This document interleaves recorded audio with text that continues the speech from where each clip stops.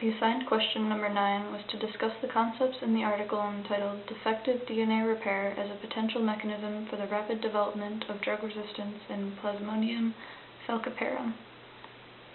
The article discussed various strains of malaria, or Plasmodium falciparum in humans, that have shown varying degrees of drug resistance, including 3D7, which is sensitive to many drugs, D6, and W2, which is resistant to many drugs.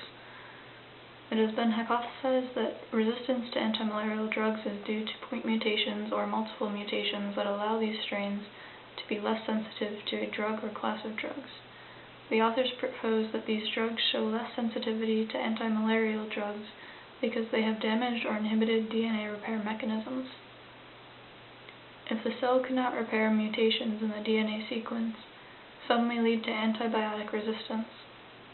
Therefore, experiments were carried out to determine if there was a correlation between the level of resistance the given strain showed and the ability of their cell mechanisms to repair the DNA on their own after being treated with antimalarial drugs, which may inhibit DNA reparation further. In the paper, experiments are described where the malaria parasite is exposed to UV light, causing damage to the DNA in the form of thymine-thymine dimers and thymine-cytosine photoproducts, where the structure of the DNA is altered by linking nucleotides.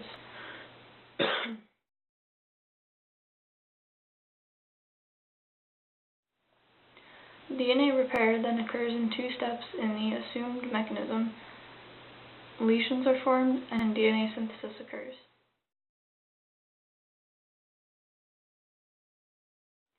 The DNA that has been repaired can then be separated by the DNA that hasn't by various methods, including gel electrophoresis.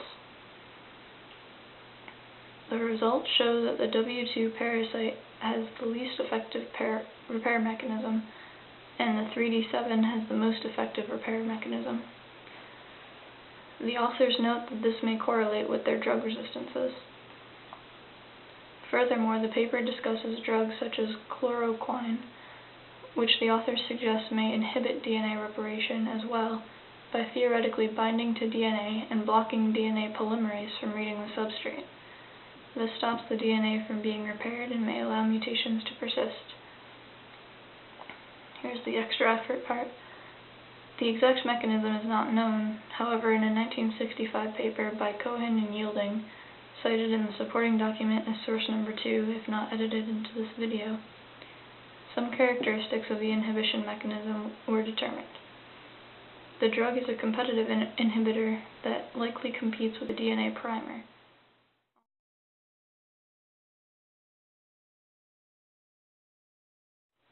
Also, magnesium may compete by binding to the phosphate groups on DNA, and overall, it's a physical blockage of DNA polymerase by chloroquine, which may inhibit the reparation of mutations.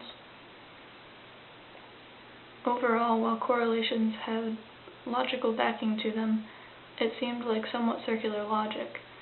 The parasite must already have damaged DNA repair system in order that mutations may go unfixed and cause damage to the DNA repair system. My extra question is, what are the extra nucleotides created in the expanded genetic code that has 6 bases, as mentioned in source 3, and how do the authors of this article think that this can benefit society?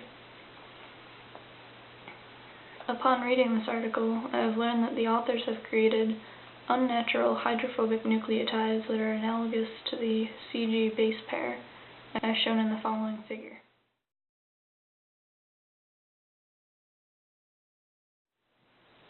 These bases have a method of replication that is specific to them and required the corresponding NTPs to be present in the cytoplasm and polymerases to be able to recognize them.